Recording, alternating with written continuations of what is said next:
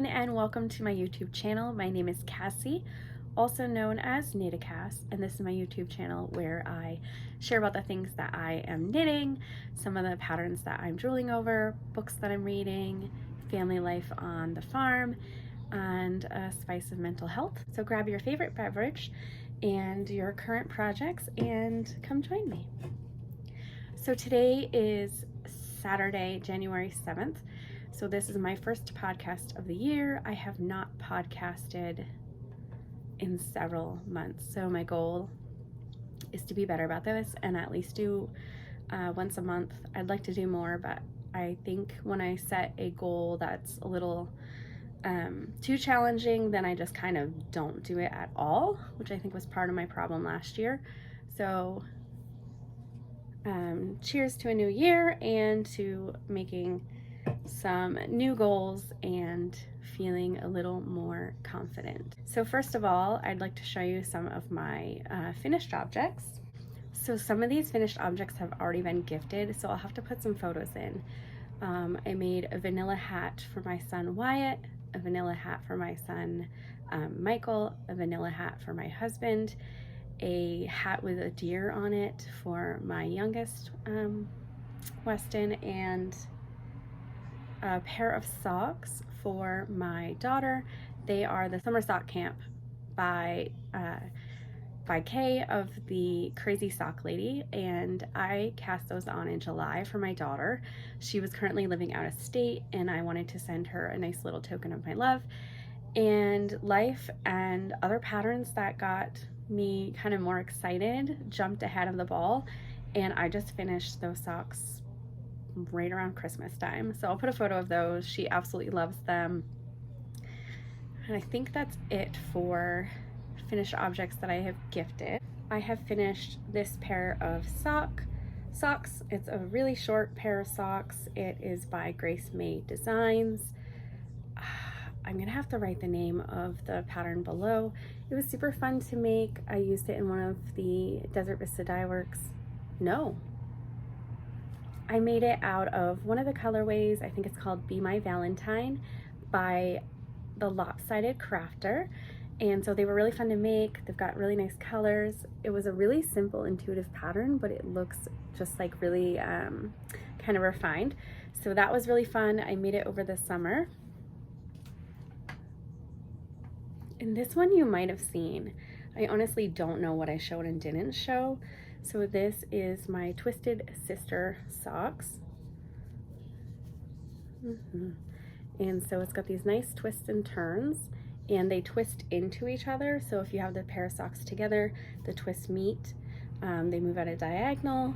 It's just really simple.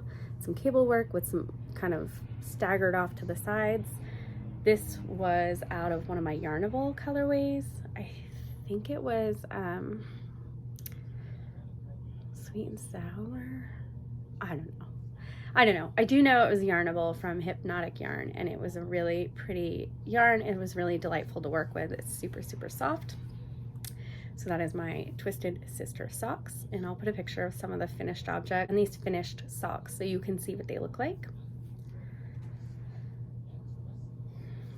I also finished a pair of socks off of my Make 9. They're called the Rogue Star socks. I can't remember if I showed them to you or not. So it's made out of this really fun colorway that my sister gave me, and it's just got this really nice kind of horseshoe cable with some smaller lacework cable on the side.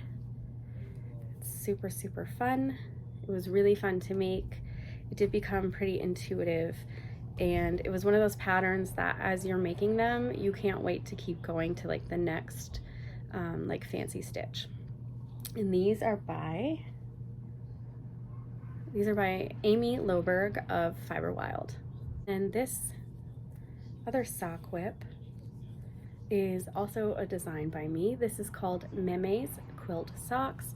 Meme is a name for a grandmother. There's lots of names in English for grandmother, like Nana and Mima, Jima. I can't think of any, but there's like so many, and that is the same in other languages as well. And in my family, my dad's side has got a lot of French. We called his grandmother grandmère, but she wanted to be called Meme. And so I was just looking for something that was kind of cozy and comforting at the time. And quilted patterns always make me really excited, and I can't make them. So I'm always in awe of those who can make them. So this is Meme's quilt. It's got this nice texture. It's got an eye of partridge heel, which kind of looks a little like a quilt to me as well. And this was made out of one of the Lopsided Crafters colorway also, and I can't remember what colorway it is. It's got like, well, I guess the camera's showing to your color.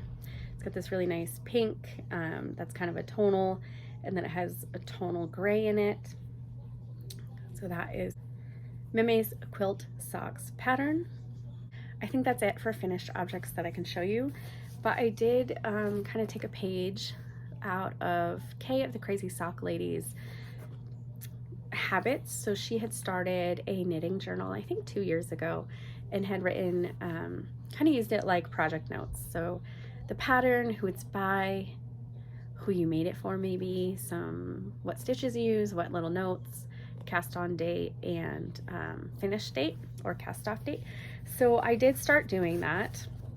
It was pretty helpful. I think I didn't put all of them in here, but I did go through. So mine's kind of messy because I'm a messy person.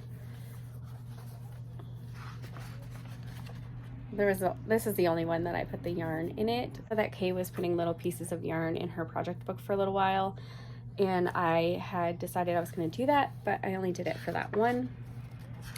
I put my summer sock camp goals. I have my Make 9 somewhere in here. So I went through and wrote down how many of the different types of projects I made. If you've been with me for a little while, my goal every year is to knit 12 washcloths, and I have never made that goal, but I'm going to keep rolling it over. So again, this year it's going to be 12 dishcloths this year. It should be pretty easy. It's just one dishcloth a month. However, I get really distracted and excited on socks and some of the bigger projects that I kind of do this whole thing of, I can get to that washcloth later, I can do that later, and then a whole month goes by. So my totals, and I'll put like a little thing on the side here. I have made one sweater. Oh, I should show you that right now, actually. So I've made this one sweater. This is called the Monte Rio sweater by Stephanie Talent. It's got this really nice kind of Celtic knot cable work here. It's got a simple cable here, and then it's got not as complex as this, but kind of the same schematic scheme. And then it has this nice cable work on the sleeve as well. I made it a short sleeve. I was in a hurry to wear it for Rhinebeck. In fact, I was knitting it a little bit at Rhinebeck. I started it way before Rhinebeck and thought I could definitely do it.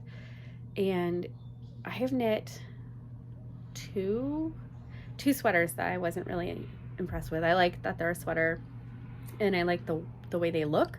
I just don't like the way they look on me. So one of my goals that last year was to make a sweater that fit me the way I want, and I took some suggestions from some of my other knitters, and this one fits pretty well. I think there are some things that I can work on for my sizing, but it turned out really well. I was still working on it at Rhinebeck, and so I had left this sleeve on the needles and started this sleeve. I think I started this sleeve like a couple days before Rhinebeck. And I got to the point where I realized in order to wear it at Rhinebeck, it needed to be a short sleeve. And I knew that I could go back to it at any time and turn it into a like a long sleeve sweater. But I really like the way it looks.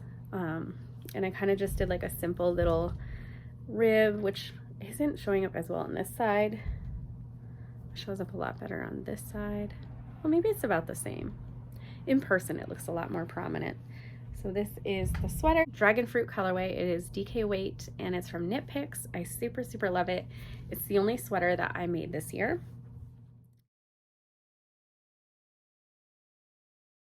I made 5 hats, I made 5 dishcloths. Last year I think I did 3, so improvement. I made 1 pair of fingerless mitts. They were the rose covered cage mitts by Dragon Horde Yarn, inspired by the book series A Court of Thorns and Roses, also sometimes known as Agatar, by Sarah J. I knit 10 socks, 1 sweater. I think that's it, but I felt like I knit way more things this year. I think I'm a faster knitter, especially with socks, because I've just been knitting so many socks. I think I'm also faster at hats too. So maybe this year I will be a little more productive as well. Although there's a couple big term projects that I want to work on that might make it so that my number of projects is not as high, but we'll see. And then in terms of my whips, this is the whip that I'm currently the most excited about. It's called Return to Lollybrock. It's a shawl pattern by Bumblebee Acres. I absolutely love their yarn. It's a super fun pattern. It's got some cabling, it's got some lace work, and you have the option of doing a color fade or not. And so I am going to do that. I'm still kind of in the beginning phase.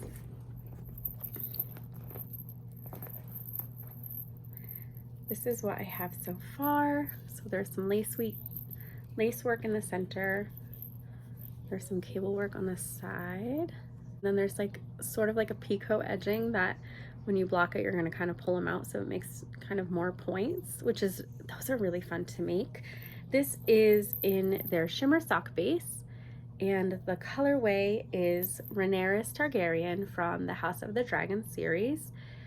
If you're not familiar with that, it's in the same land or same world as Game of Thrones, but it's much earlier in the time frame, and it focuses a lot on the House Targaryen, which is the house with the dragons, and I'm really loving it a lot. So this is by Bumblebee Acres, and the colorway is Rhaenyra's Targaryen, which is the main character in House of the Dragon. And it's in one of my bags that I got from Rhinebeck. And I wish I had kept the name, but it's got this nice peekaboo, and it's got a bunch of sheep and llama and alpaca. It's super, super fun. This is the other color that I am going to use in the Return to Lollybrock shawl. So I'm kind of using this as the Rhaenyra's Targaryen, and then this will be this colorway, which is Bonnie Lass, inspired by Outlander. It's not really doing it justice, but it's got this really nice kind of neutral and then a lot of what I consider fall tones or fall hues. So I'm really excited to use this. It's a little bit more of a thicker yarn, so I'm curious to see how much the gauge will change, but I'm not really somebody who's gauge specific, especially for something like a shawl, so I'm not worried about it. I've been working on this as my 30 minutes of knitting. I'm also working on the Stephen West Mystery Shawl Knit Along, which is now over. It was in October. This is called the Twist and Turns shawl. It's been super fun to make. The first part was this kind of spider webby with the braids, and when I was making it, there was a lot of increases and decreases, and I thought, oh my gosh, this better be worth it. And then we started to do the little loop braids here, and I was like, okay, this was totally worth it. And it was really easy construction. This looks pretty complicated to me, but it was really easy to make. I am on clue 2 or 3. I'm really behind. So I'm hoping to finish it this year. I'm not really making it a pressure object because I'm kind of putting it in timeout a little. It just was taking a long time, and I think I just got sick of working on it, but it'll get done. It'll get done. I'm also still working on this. I'll explain that in a minute. This poor Johnny Depp doll, really. It's Jack Sparrow, and it's a pretty big doll. I'm making it for my youngest. He had his little like goatee braids, and I had used old scrap yarn for the stuffing, and my dog got a hold of it. So I have to do some surgery. Kind of looks like he had a lobotomy, pretty extensive lobotomy. So I got to fix that. I've got to fix these braids. I think I'm going to have to take like this stuff out of it. And I have worked on some of his garments. I have finished his cute little jacket. This was so much fun to make. It's got this cute little fake pocket here, the rolled up sleeves, little split in the back. And I really like knitting his clothes. It's on a size, I think 5, so it goes really fast. So there's his little jacket. I'm almost done with his little shirt. It was taking me a while because, first of all, this whole pattern is knit flat and then sewn together, which drives me nuts. So I've been kind of like, not quite rewriting the pattern, but translating it, I guess, into something that can be knit in the round. And so that's been taking quite some time. And the first shirt that I made was in really rustic thick yarn. So I've restarted it, and it's gonna be tiny. I'm gonna have his trousers up higher. And I also made his trousers. They're so cute. Oops. I love them. They have like this nice little like pearl here, so it gives it this nice texture on the side where it looks like it's cinched. It does that on this side, and then it kind of comes into the little button area. I just love how it looks kind of like pockets. It's really cute, and it fits him really well. It just looks super finished, which on camera, not so much, but I'm really impressed with it. And so I have multiple things left, but most of them are smaller. I have to make his belt and his sword. He's got like a big chunky ring. He's got like this cute little belt buckle. Then he's got this, his fancy, wonderful, gorgeous hair, which I might have my mother-in-law make. What else am I missing? Boots. He's got these cute little boots. So I've got a lot of things, but I started the garments with the bigger things, hoping that since it'll get smaller as I go, that I will not lose steam. I cast this on last March, so I'm really hoping I can fix him. I'm working on 2 pairs of socks. This one's kind of in an awkward. So I was knitting on this at my son's basketball game today, and one of the little kids kind of stepped on my knitting bag when I wasn't actively knitting and broke my wooden needle. So, try to hold it carefully. I am just making a plain vanilla sock. I was going to use it for one of my sock patterns that I'm making right now, but the color was too busy to show off the knit work. It's this really gorgeous color. I believe this is a yarnable too, but honestly, I don't know. See all those colors, like blue and teal, and like there's some speckle in it. It's really, really pretty. I love working with it. And when you're knitting it, it always seems like a surprise of, what your color is gonna look like.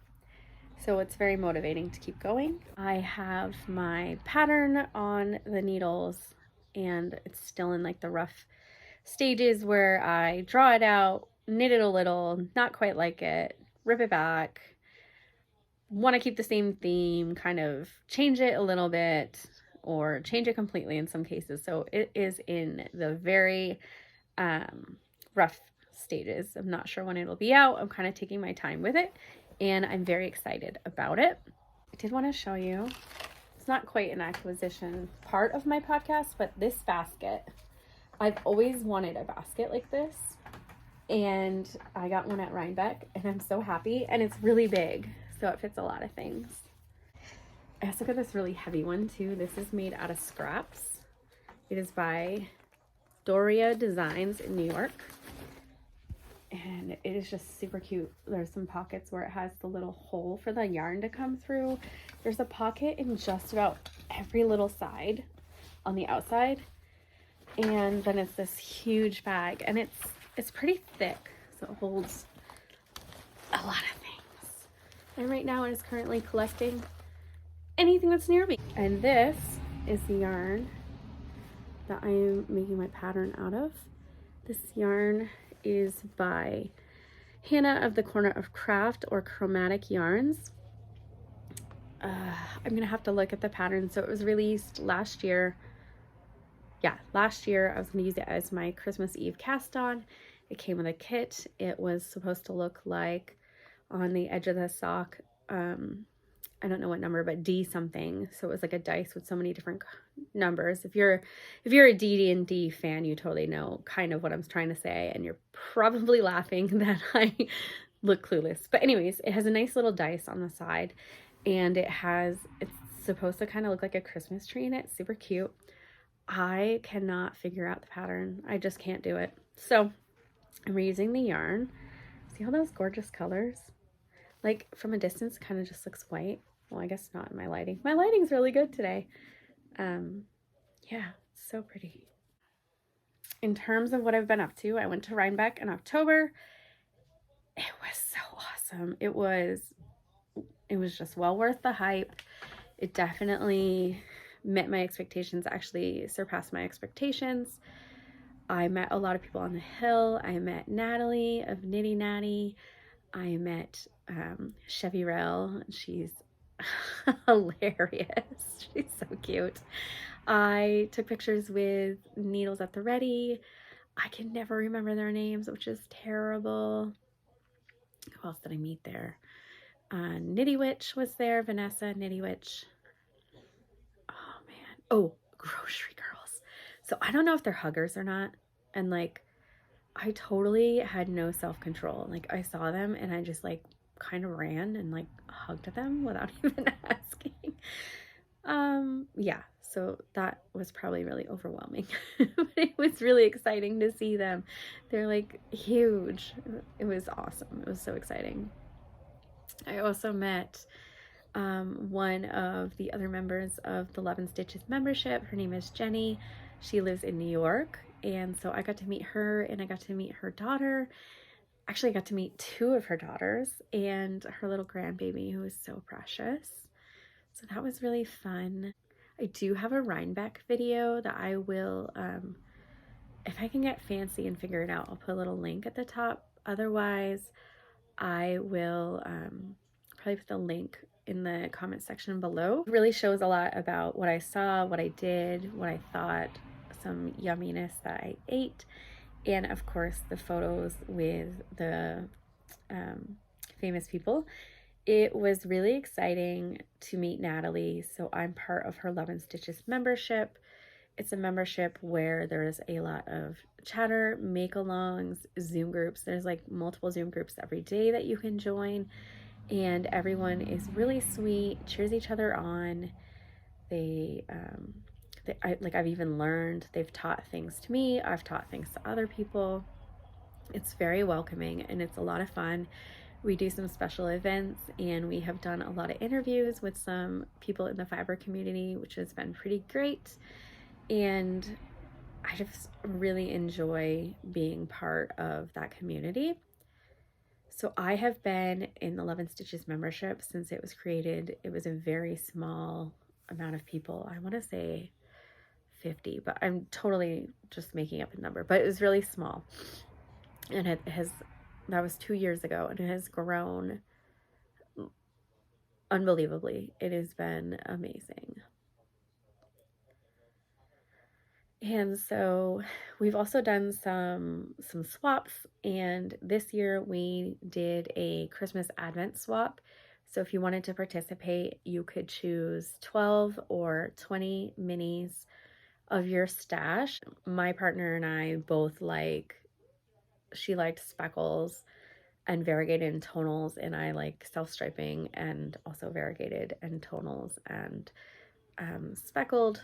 And so we did 25. She chose 25 from her stash and wrapped them up, and I did 25 from my stash and wrapped them up. And so we opened them every day, and it was I think it was more exciting than opening a professional advent, because the thought behind it was really personalized. Like, it was made for me.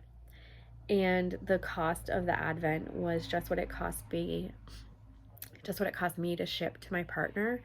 And so I saved a lot of money and I really, really enjoyed it. So I think next year, even if I buy a professional one, I will definitely also hope to do a swap, even if it's with someone else. Although if she'll have me again, I think it was great. We had a really great time. She also split the Cozy Knitter Advent sock skein with me and mailed it with the minis. Which reminds me, I finished the Cozy Knitter Advent socks. I really loved the colors, and I knew that closer to Christmas I'd be really busy and I wanted them done for Christmas. So this is one of them. Not blocked yet. I probably won't block them, but they don't look as fancy when they're not blocked. Super fun. I used this color. It's a nice like deep tonal red or maroon, kind of wine maybe, from Dragon Horde yarn. It was left over from the kit for the fingerless mitts that I made. And so I used that for, it was going to be my contrast for the cuff, heel, and toe. However, I didn't do my math correctly to do a toe and still have 25 stripes. So my toe is that color. And then somehow, I don't know what I did. Somehow my other toe is a different color, which they measure the same. So I don't know what I did, but it was a lot of fun and I really enjoyed it. I made one on magic loop and I made one on 9-inch circulars, and they're slightly different, but for the most part they are pretty similar. And I will definitely do hers next year. I'm hoping next year I can do a stitch marker advent. I'm obsessed with stitch markers, and honestly I lose them so often. Put them in a knit bag and they'll like fall out at a soccer game or basketball game, or when I'm hurrying in the car, or I swear I have put like hundreds of dollars of stitch markers in my furniture on accident. And if you know, you know, like if it gets in there pretty deep, like you might not ever find it again. And that is the story of a lot of my stitch markers. I'll post a picture of all the minis together. It is missing one color. The first or second day colorway got into an area that was accessible to my puppy, and I sat there for quite a while just saving whatever I could and doing the little magic knot so that I would have my at least as much of it saved as I could. And I gave up. And I don't know what to do with them, with my minis. I'm thinking I might put them in the My Favorite Adventure sweater by Tristan of Dragon Horde yarn, but I haven't really decided yet. So if you have some really great advent patterns that use 10-gram minis, go ahead and put them down below. I would love to check them out. Okay, here's one of my favorite sections. So this is the patterns that I am drooling over, and it is a lot. I don't think I wrote them all down. So one of them I had just talked about, which was My Favorite Adventure sweater. It is by Tristan of Dragon Horde yarn. I will definitely put a picture in here. It is one main color, and then you marl it with different minis, and it's really cute and really fun. I also want to do the anthology throw, which a lot of people did for their advent knitting this year. It is by Helen Stewart of Curious Handmade. I also still have the brioche heart hat by Jonathan Tallow on my list of things I want to make. I know how to do brioche, but I struggle with brioche increases and decreases, and I'm having a really hard time with it. So I'm not sure. That might be my challenge this year, is to really master increase and decrease in brioche. So here's the hoping. I also have the Autumn Court shawl on my list. It was on my Make 9 last year. It is by Tristan of Dragon Horde yarn also, and it is again inspired by A Court of Thorns and Roses. Still want to do my crochet market bag. It's called the Daisy Fields Tote by Doriana Ravelli. I'll also put a picture. It's crochet, and I am still very novice of crochet. I'd also really like to make a granny stripe blanket. I'd also like to make the I'm Late mittens, inspired by Alice in Wonderland, who Alice in Wonderland is one of my favorites. I absolutely am obsessed. And those are by Lotta London. I feel like there was 4 more that I had drooled over today alone, and I didn't write it in my show notes. I guess I'll share more of what I'm drooling over in the next podcast. I last year did 5 of my Make 9 projects, and so I rolled over the 4 that I didn't make. I'm very excited about my Make 9, and I'm hoping to finish it, and I'm also hoping to continue to be kind to myself, and that if I don't finish it, it's completely fine. Like, it's not the end of the world. In terms of family life and farm life, I live on a farm, a family farm in Vermont. I have 4 children, a wonderful husband, a menagerie of pets. We have 2 bearded dragons, an axolotl, a freshwater eel, 2 cats, 2 dogs, and I have currently 5 sheep. It was a really rough spring. We had a really wet summer here and a really wet spring, and one of the sheep that I had gotten from somebody had come with a high worm load and took out a couple of my sheep. So it was a really rough spring for me, losing some sheep. And one of the sheep we lost was the 4-horn Jacob, which we were really excited about. You have the original 3. I have Alice, I have Daisy, I have Goliath. We have a really adorable Jacob sheep. His name is Bab, and he's a 2-horn Jacob, and he is just the funniest thing. He likes to jump and skip around, and he's kind of like a hog of attention. And then I have one sheep who's a little injured right now. I'm not sure what the prognosis will be. Her name is Snow White, and she is just the sweetest, and she's so pretty. She's completely white, and she has a really, really nice coat. I'm still enjoying being a sheep farmer, but this last year was harder than the first year, and I was really disappointed because I expected it to be easier. So I'm just trying to let myself know that farming is hard, death is natural, and kind of learning from the things that I maybe contributed to that caused some demise of my animals, and also learning curves of how to recognize and be a little more selective of introducing sheep to my flock, because I did not have any issues before I did that. I do think the wet, kind of soggy weather contributed to the illness, but yeah, lots of learning, lots of hard, rough learning this year. We went to the Polar Express with our youngest this year.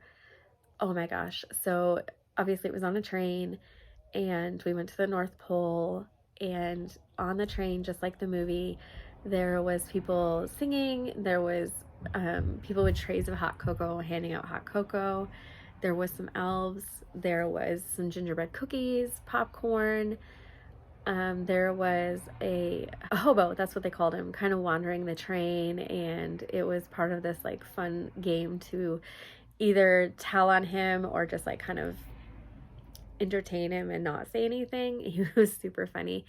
And then we got to meet Mrs. Claus and Santa, of course, and took some photos with all of them. So I might put a little bit of some photo collaging in here.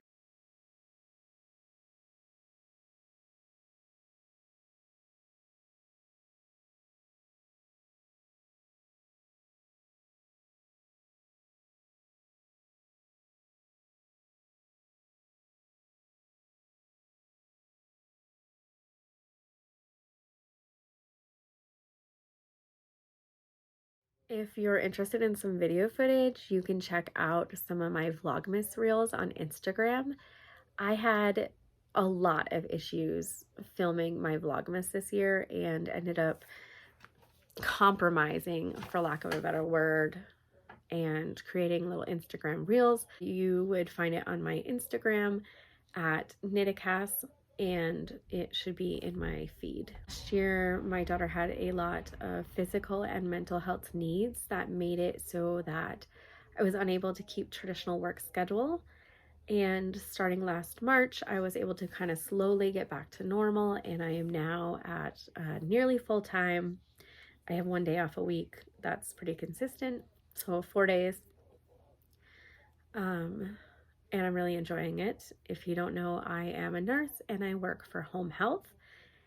It's kind of like a mobile nursing unit, and we do a lot of training and education and adjustment to new diagnoses or new treatments and healing wounds, which I'm a big fan of wound care. And so I feel like in this part of my nursing career, I feel like I'm actually making a difference. And we got a new puppy named Bella. She is ginormous. She's almost as tall as our big dog Izzy. So her name is Bella. She is my son Wyatt's dog. She is a little bit of a mix, but mostly hound. She's got big floopy eyes, or big floppy ears, and she still hasn't grown into her paws, which are ginormous. So she's gonna be a pretty big dog. I usually share the books that I'm reading. I have a list of the books I read, but I can't find it. So we're just gonna go with a couple of things that I have on hand. So this one, my puppy chewed. Thank gosh it was my copy. So this is Fairy Tale by Stephen King. I absolutely love Stephen King. I always tell my husband, like, he's gonna be my next husband. Like, I totally could be his little private duty nurse and be as happy as I can be. So this is Fairy Tale. It is about a boy and his neighbor's dog, and this wildly adventure that's also kind of scary in Stephen King fashion. Scary might not be the right word, but it certainly is kind of ooky and weird. It's not anything like anything he's ever written before, but I loved it so much I couldn't put it down. And my sister, who's not a big fan of reading, read it and finished it before me. So it's got to be a good book. I think you'll enjoy it. If you like Stephen King, Dean Koontz type of things, you will love this. Or even just like adventure. If you read, I love young adult books. So if you ever read something like Gregor the Overlander, where he goes on this fantastical journey into this world that us above don't know exist, it's similar in that kind of idea. I also just finished book 29 of Janet Ivanovich's Stephanie Plum series. It is one of the books that I call brain fluff. It is about a girl who's a bounty hunter. She's not that great at it. She runs into some like terrible, crazy, weird situations. She has such bad luck. And then she has this best friend who is a hoot. Her grandmother is a riot. Her mom is just, I think sometimes she's just needs a vacation from the grandmother and from her daughter. And I think sometimes she's just like, wow. And then there's like 2 boyfriends. She's not like cheating on them. It's just like she hasn't settled down with either of them. It's really good, super funny, wicked brain fluff. There's 29 of them. You don't have to read them in order. It's fun if you do, but you don't have to. And then I'm currently reading The Fire Sermon, and this is by, oh sugar, Francesca Haig. And this is a dystopian book, and it's about, because of some pollution, the world, because of some pollution, now the generations have twins born to every family. It's always a boy and a girl, and one of them always has a deformity or something that's like a quality that's less than, and they get marked as omegas, and they get the little omega symbol, and they have to go to an omega society, and they're underprivileged and poor and not taken care of, really ignored, mistreated. And I'm still in the middle of it, but there's some hints about like a mysterious island where they would get away from the government and be treated equally. And I think that the main character is trying to be brave enough to find it, and also is kind of disheartened by her childhood and things that are going on. And she just recently met up with a friend that she saved, and I think the book's now about to like really start swinging. I also got another Janet Evanovich book. It's called The Recovery Agent. I think it's the first in a new series. I think so. But I got this for Christmas, and I love Janet Evanovich books, so I'm planning to read that at some point. So there is a lady who's a recovery agent. So she's hired by individuals and companies seeking lost treasures, stolen heirlooms, or missing assets of any kind. She's reliable, cool under pressure, and well-trained in weapons of all types. But her latest job isn't for some bamboozled billionaire. It's for her own family, whose home's going to be wiped off the map if they can't come up with a lot of money fast. So it sounds pretty interesting. And then, dun dun dun dun, I got Drums of Autumn by Diana Gabaldon. This is an Outlanders book. This is the next one that I'm at. I wish I knew what number it was.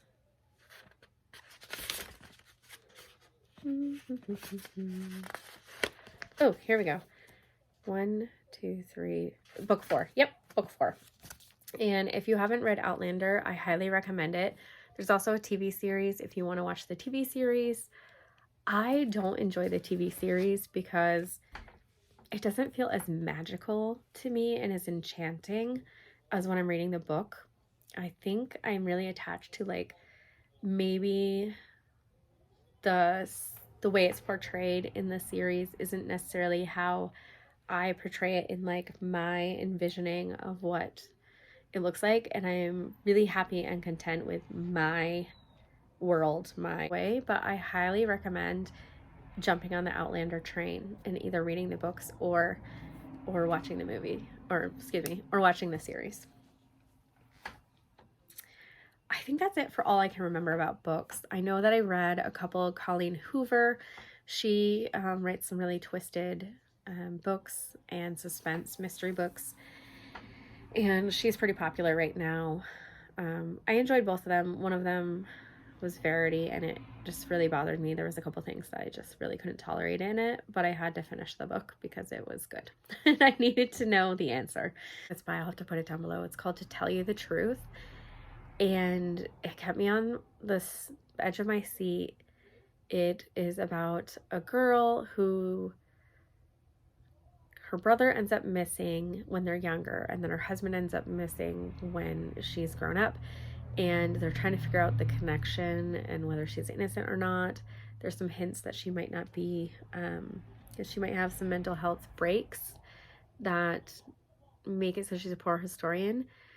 But then there's so many twists from all the pieces. All the characters around her all have a piece in the mysteries. You unravel a lot of secrets, which are pretty exciting. And then when you're done with the book, you have so many more questions. I highly recommend. And then for Spice of Mental Health, I'm a big mental health advocate.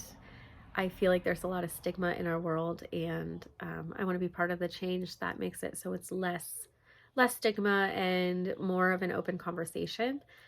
And so I usually give what I call homework or kind of a challenge at the end of my podcast. And I am just really wanting you to be graceful with yourself. Give yourself grace for not finishing everything you wanted to finish in 2022.